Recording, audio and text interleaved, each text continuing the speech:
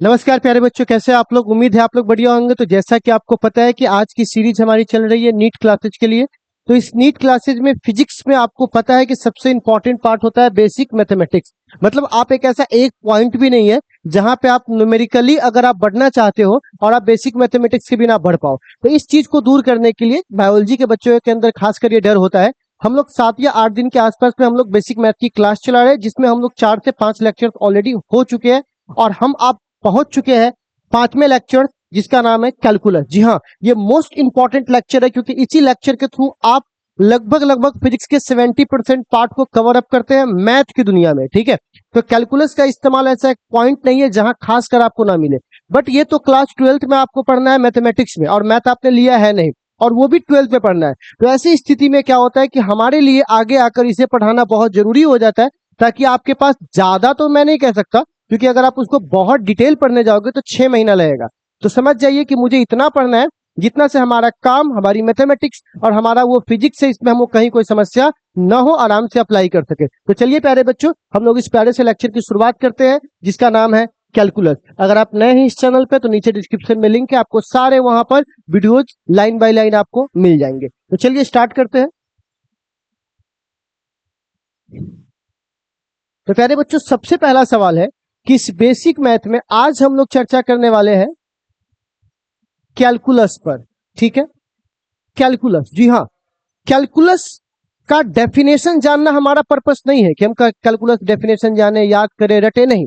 हम लोग यहाँ एप्लीकेशन सीखने आए कि उसका अप्लाई कैसे करेंगे, कहाँ करेंगे, किस सूरत में पकड़ लेंगे कि ये कैलकुलस जो है यहाँ लगेगा और यहाँ नहीं लगेगा। ये सारी चीजों के लिए हम लोग अभी टीचर्स पे डिपेंड होते थे, बट अब आपको मैं ऐसे लेक्चर्स में क्लियर कर दूंगा कि आप खुद ही सोच पाओगे कि कहाँ पे कैलकुलस लगेगा और कहाँ पे कैलकुलस नहीं लगेगा। तो प्यारे बच्चों, इसी दौरान सबसे पहली बात आप ये जानिए, ठीक, कि जहां पे कोई चीज कांस्टेंट है, मतलब नियतांक है, वहां तो नाप तोल की जरूरत ही नहीं है, क्योंकि कोई भी आदमी को नाप के बता देगा कि हाँ ये एक समान है।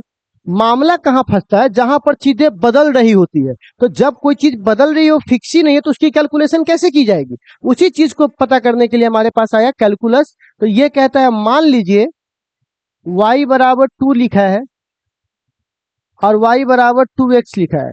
तो इसमें से y किस में चेंज होगा, तो आप कहिएगा सर इसमें चेंज होगा। ठीक है, इसमें तो चेंज हो नहीं सकता है, क्योंकि चेंज करने वाला कोई फैक्टर इसके अंदर नहीं है। तो ऐसे हालात में प्यारे बच्चों, कैलकुलस तभी काम आता है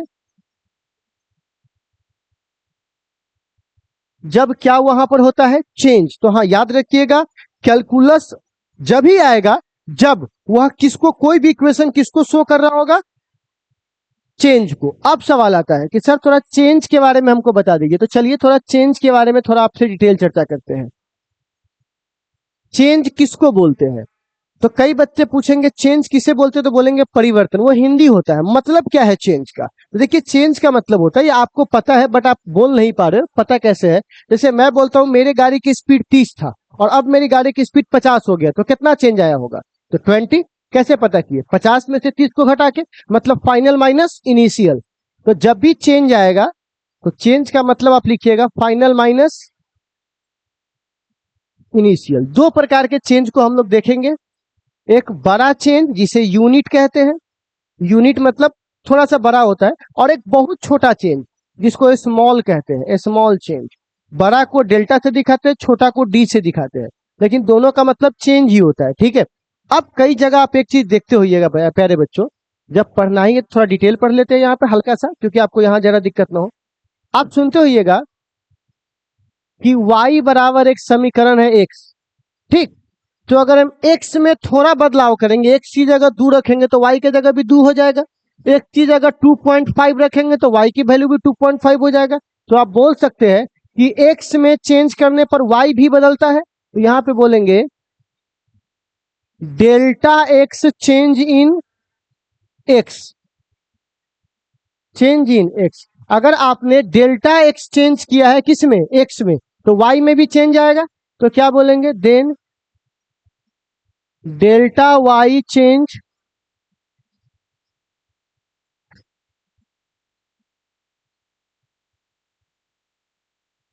delta y change in y।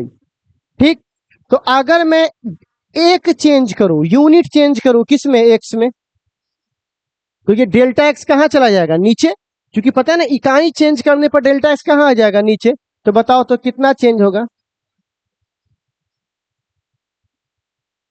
तो कोई आज के बाद पूछता है कि भैया डेल्टा वाई बटा डेल्टा एक्स का क्या मतलब है, तो बोलिएगा एक्स में कितना चेंज होने पर, यूनिट चेंज होने पर ये दिखाता है किसके चेंज को? वाई के चेंज को। एकदम सिंपल सी बात, आप समझ लीजिए। एक्स में अगर यूनिट चेंज होगा, कई बच्चे इसको पढ़ते हैं, डेली हर दिन पढ़ते हैं, डीवी बट्टा डी एक्स, डीवाई बट्टा डी एक्स, लेकिन मतलब पूछो, मतलब नहीं पता, बस सर ने रटवा दिया, हमने रट लिया। ऐसा मत समझिए, बहुत ही ज्यादा प्यारा टॉपिक है, अगर आप इसको ढंग से समझिएगा। मैंने बोला डेल्टा एक्स में एक्स डेल्टा एक्स चेंज करेंगे एक्स में, तो डेल्टा वाई चेंज होगा वाई में। तो एक चेंज करेंगे तो ये आएगा। तो इसका क्या मतलब निकला? नीचे वाले में एक यूनिट चेंज करने पर वाई में पूरा चेंज होता है। तो आज के बाद बोलिए, अगर लिखा रहेगा dx बट्टा dt, तो इसका क्या मतलब हुआ? टाइम में क्या चेंज करने पर? यूनिट चेंज करने पर x में कितना चेंज होगा? इतना चेंज होगा। इसी को तो भी बोलते हैं, डेल्टा भी। तो आप समझ गए डेल्टा भी, डेल्टा, इस तरह क्या मतलब होता है। अगर मैं यहां पे लिख दूंगा डेल्टा p बट्टा डेल्टा t, तो टाइम में यूनिट चेंज करने पर मोमेंटम में इतना चेंज आता है, उसी को तो फोर्स बोलते हैं। तो प्यारे बच्चों, आप आज के बाद समझ गए होंगे कि चेंज का मतलब क्या होता है। अब एक बेसिक सा आपको आइडिया मिल गया होगा। चलिए अब वापस अपने मुद्दे पर आते हैं, जहां पे हम लोग थे। ठीक। तो अब सवाल आता है कि सर कैलकुलस किसे कहते हैं? वो तो समझ में आ गया कि जहां भी चेंज होगा वहां पे कौन आएगा? कैलकुलस। पर इस चेंज को पकड़ेंगे कैसे? अच्छा, आप जरा बताइए, क्या ऊपर वाले को इक्वेशन यानी समीकरण बोलेंगे क्या? तो बोलिएगा नहीं। लेकिन नीचे वाले को समीकरण बोल सकते हैं, इक्वेशन बोल सकते हैं। तो इक्वेशन दिखाता है चेंज को। इक्वेशन किसको दिखाता है? चेंज को। तो जहां भी तुम फिजिक्स में इक्वेशन देखना, समझ जाना कि हमको वहां पर क्या अप्लाई करना है? कैलकुलस अप्लाई करना है। ठीक है। जैसे आप लोग 10वीं क्लास में पढ़े होंगे ना प्यारे बच्चों, मैं आपको कुछ डेमो दे देता हूं साथ साथ। तो आपने सर ने पढ़ाया होगा क्यू बराबर 4, टाइम बराबर 2, तो इलेक्ट्रिक करंट निकाल के दिखाओ। तो क्यू बट्टे टी मतलब 4/2, 2 एम्पियर आ गया सर। ये 10वां की बात है। इंटर में खेल बदल जाएगा। इंटर में तुमको एसी करंट का मान के चलिए फॉर्मूला दे दिया कि 3t² 4t+4, इस तरह से बदल रहा है। तो हमको करंट निकाल के दिखाइए। तो आपको पता है यहाँ पे करंट निकालने के लिए dq बट्टा dt लगाना पड़ेगा, और यहीं पे काम आएगा कौन बउआ? कैलकुलस। तो कैलकुलस कहाँ काम आएगा? जहां पे बदलाव हो रहा होगा। कैसे पता करोगे कि बदलाव हो रहा है? जहां समीकरण दिखाई देगा, आपको इक्वेशन दिखाई देगा। तो कई सारे बच्चे ये पूछते रहते हैं कि सर कैलकुलस का इस्तेमाल कहाँ होगा? जहां भी समीकरण होगा, जहां भी कोई चीज परिवर्तित हो रहा होगा, जैसे विद्युत धारा परिवर्तित हो रही है, हवाओं की चाल परिवर्तित, दुनिया में क्या परिवर्तन है? परिवर्तन ही संसार का नियम है। Change is a rule of world, ये भगवान श्री कृष्ण ने भी कहा था। तो जब भी कोई चीज परिवर्तन होगा, वहां पे क्या लेके चले आना? कैलकुलस लेके चले आना। तो चलिए प्यारे बच्चों, इक्वेशन। अब सवाल है, जब कभी आपको इक्वेशन को छोटा करना होगा, क्योंकि एक बार में किसी बड़े चीज का मान निकालना संभव नहीं है, तो पहले छोटे वैल्यू का निकालते हैं, फिर बड़े वैल्यू का निकालते हैं। आपका ब्लड टेस्ट होता है तो पहले क्या होता है? पूरा हो जाता है क्या ना? पहले थोड़ा ब्लड में सैंपल लेते हैं, फिर उसको क्या करते हैं? बड़ा करते हैं। तो प्यारे बच्चों, इसी हिसाब से आप देखिएगा। तो इक्वेशन में जो है, जब आपको छोटा करना होगा किसी फंक्शन को, किसी इक्वेशन को, और एक बार आपको किसी बड़ा करना होगा, तो जब छोटा करना होगा तो उसका नाम होगा डिफरेंशिएशन। जब भी किसी फंक्शन को छोटा करना है तो उसका नाम क्या होगा? डिफरेंशिएशन। और जब भी किसी फंक्शन को बड़ा करना होगा तो उसका नाम क्या होगा? इंटीग्रेशन। बेसिक सा बात है। डिफरेंशिएशन मतलब तोड़ना, इंटीग्रेशन मतलब जोड़ना, लूज वर्ड में। ठीक। यानी इस एक दूसरे का जो उल्टा होता है, एक जोड़ेगा तो एक तोड़ेगा। तो जब भी मैं बोलूंगा कि अब हमको जोड़ना है, तो सीधे बोलिएगा सर इंटीग्रेशन लगाइए। अब हमको तोड़ना है, क्या लगाइए? डिफरेंशिएशन लगाइए। ठीक। तो अब चलिए, सवाल है कि हमारा यहां फोकस होना चाहिए डिफरेंशिएशन पर। डिफरेंशिएशन, इसका डेफिनेशन उफिनेशन जान के हम क्या करेंगे? ठीक है, हम लोगों का इसका एप्लीकेशन जानना है। तो डिफरेंशिएशन जो दिखाई देता है वो कुछ ऐसा दिखाई देगा आपको।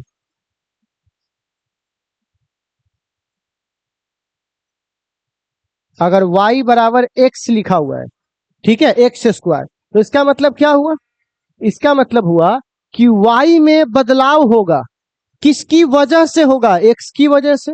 y में बदलाव हुआ किसकी वजह से बदलाव हुआ? एक्स की वजह से बदलाव हुआ। इसी को हम लोग बोलते हैं डिफरेंशिएशन को इस तरह से लिखते हैं। अब सवाल आता है कि सर इसको पढ़ते कैसे हैं? तो यहां पे बोलते हैं differentiation of y with respect to x. वाई का डिफरेंशिएशन किसके तुलना में? एक्स के तुलना में। तो मान के चलिए मैं ऐसा लिखता हूं टी के पावर 4। तो अब वाई किसके हिसाब से बदल रहा है? टी के हिसाब से। तो इसको हम लोग को ऐसे लिखना पड़ेगा, वाई चेंज हो रहा है टी के हिसाब से। ठीक, अब देखो तो लिखेंगे differentiation of y with respect to T.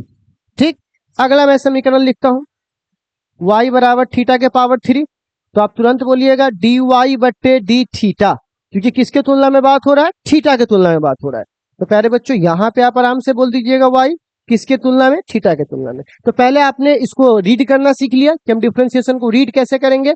छोटा चेंज y में, छोटा चेंज x करने पर क्या y में छोटा चेंज आ रहा है, इसी बात को बताने के लिए कौन आया? डिफरेंशिएशन। मतलब x में छोटा चेंज करने पर y में क्या चेंज होगा? तो यही चेंज होगा। ठीक है, अभी तो मैंने यहां बताया था थोड़ी देर पहले। तो प्यारे बच्चों अब सवाल है, डिफरेंशिएशन हो गया। अब इसकी सबसे पहली बात, इसका कुछ फॉर्मूला है। तो हाँ, एक बेसिक सा फॉर्मूला है, समझ लीजिए। ये आपको रटने की आवश्यकता नहीं, अपने आप याद हो जाएगा। डिफरेंशिएशन किसका करना है? एक्स के पावर एन का। किसके तुलना में करना है? एक्स के तुलना में करना है। एक्स के पावर एन का डिफरेंशिएशन एक्स के तुलना में। तो मैंने अभी बोला है कि आपको ये घटाना पड़ेगा। क्या करना पड़ेगा? घटाना पड़ेगा।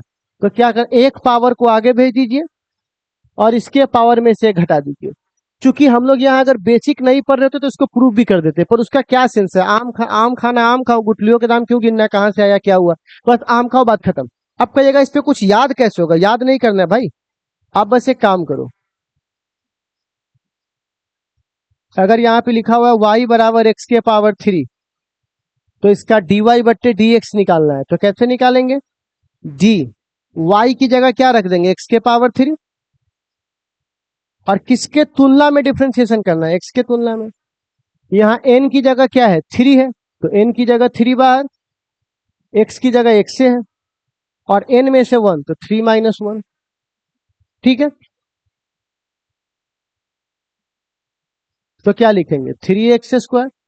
तो अगर मान के चलिए मैं यहाँ पे कहता हूं y बराबर एक्स के पावर 4, तो क्या लिखोगे? डी वाई बट्टे डी एक्स निकालना है। तो क्या बोलोगे? डी एक्स के पावर 4 डी एक्स। तो कितना हो जाएगा? 4x के पावर 4 माइनस 1, यानी 4x के पावर 3।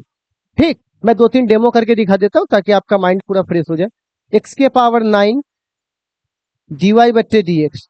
तो आप क्या बोलोगे? डी एक्स के पावर 9 अब बट्टे डी एक्स, क्योंकि मैंने y की जगह पर यहाँ पर ये वाला वैल्यू यहाँ पे पुट कर दिया। अब इसका डिफरेंशिएशन लगा डालो आप लोग यहाँ से। तो क्या लगाओगे वो यहाँ पर? 9x के पावर 9 माइनस 1, यानी 9x के पावर 8। ठीक है, इस तरह से हम चीजें कर सकते हैं।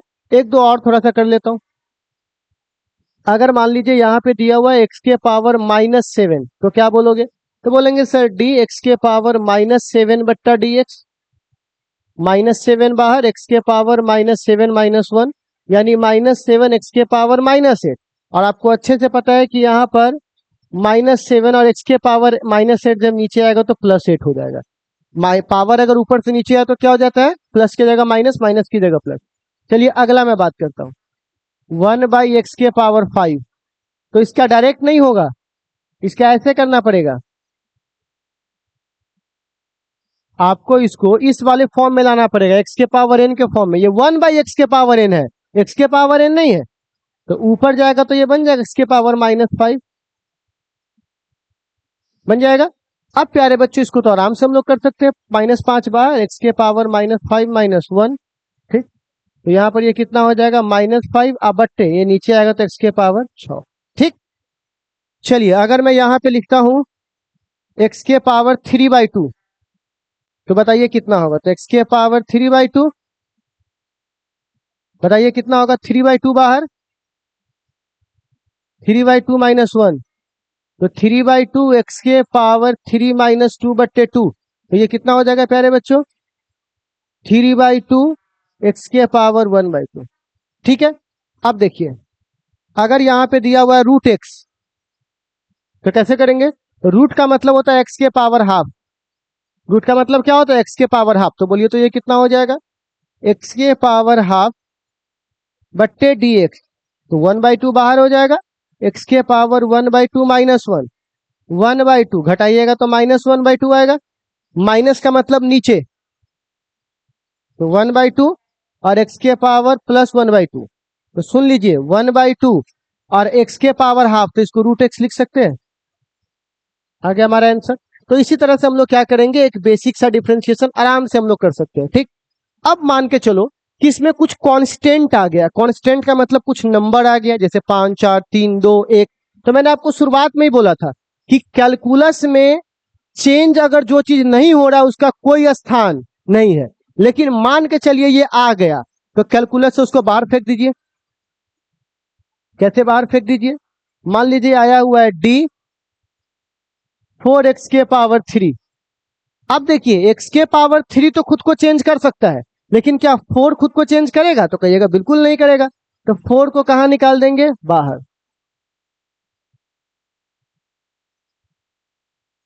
तो बताइए 4 बाहर आ गया, क्योंकि कांस्टेंट जो है उसका कैलकुलस में कोई ही स्थान नहीं है। तो जो नियतांक है, जो कांस्टेंट है, जो नंबर है, उसको हम लोग कहां निकाल देंगे? बाहर निकाल देंगे। तो बताइए 3 बाहर आ जाएगा।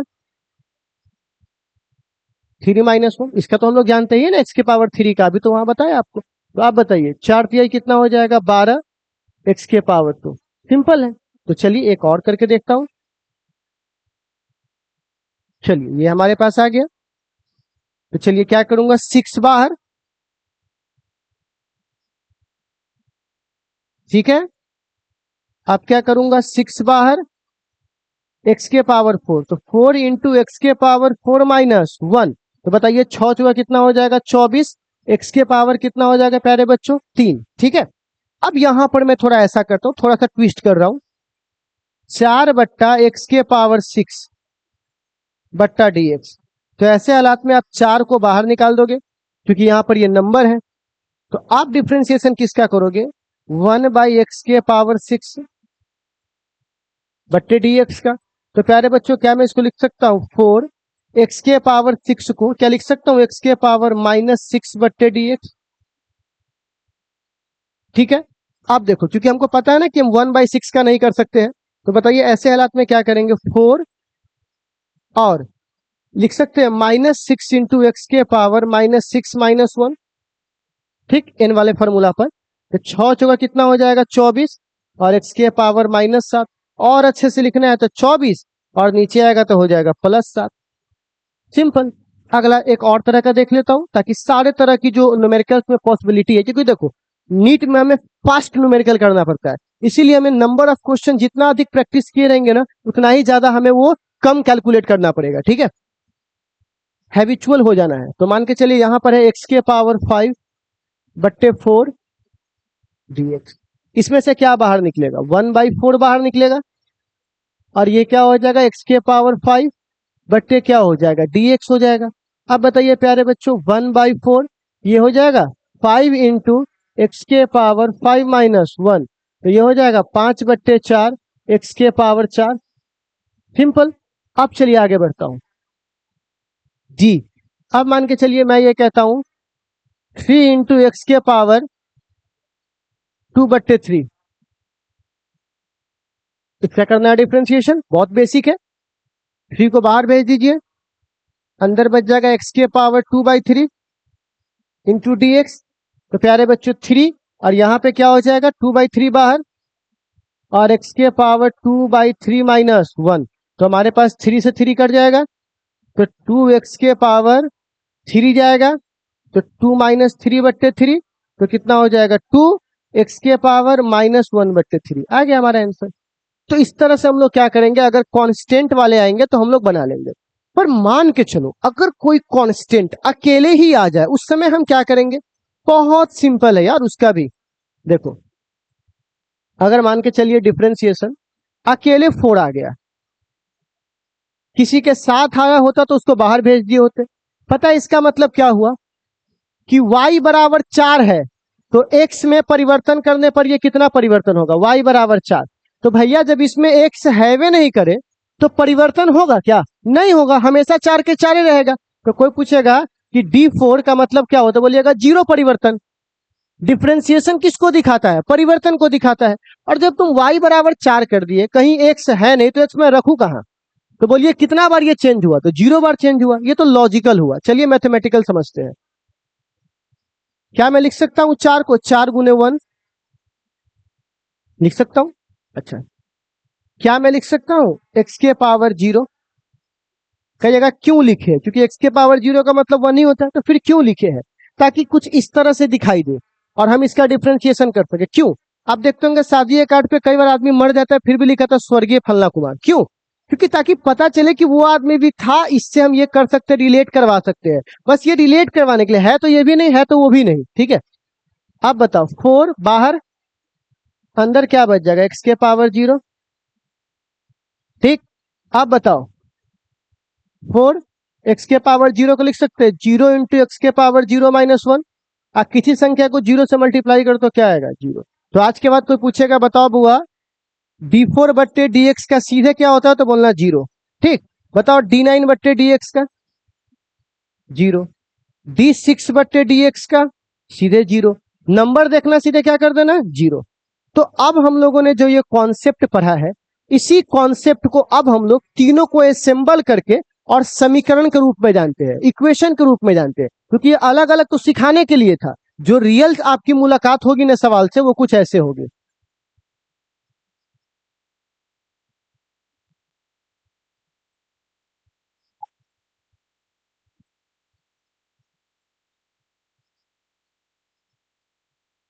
चलिए, वो होगा आपसे y बराबर x के पावर 3 प्लस 4x प्लस 5।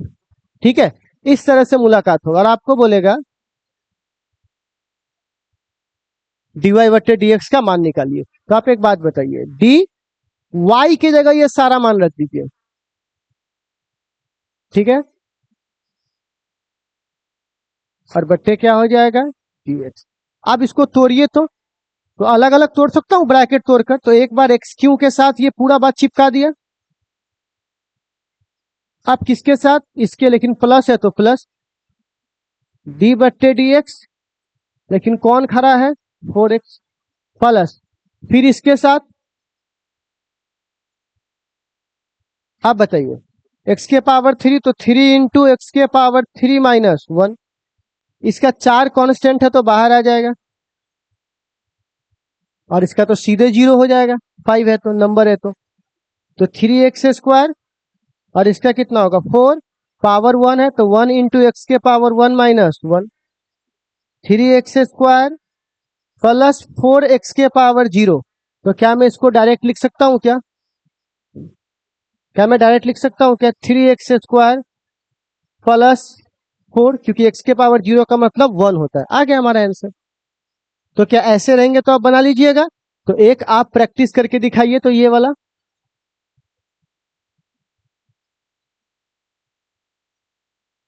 आप इसका आंसर हमें बताइएगा कि हाँ कितना आया। तो आप आराम से लिख सकते हैं dy बट्टे dx। वीडियो को रोक के आप एक बार प्रूफ कर लीजिए खुद से, फिर मेरे आंसर से मैच करवाइएगा। ठीक है, डी 3x के पावर 4 प्लस 5x प्लस 9 बट्टा dx। इसको अलग अलग तोड़िए प्यारे बच्चों।